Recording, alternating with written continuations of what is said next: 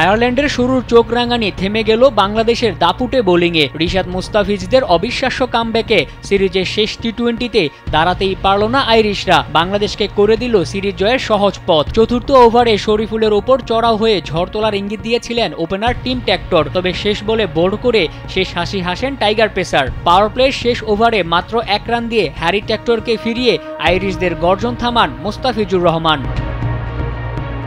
পাওয়ার প্লেতে 2 wicket হারালেও স্কোরবোর্ডে 51 run তুলে শক্ত ভিতেই আঘাত ছিল পল স্টার্লিং। সপ্তম ওভারে আইরিশদের শিবিরে তৃতীয় আঘাত হানেন শেখ মেহেদী। স্যান্ডেলিনা সো, রূপচর্চায় আভিজাত্য।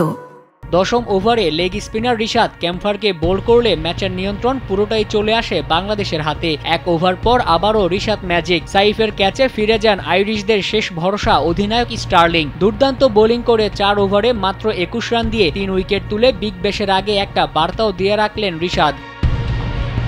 শেষের কাজটা সারেন কাটার মাস্টার মুস্তাফিজ।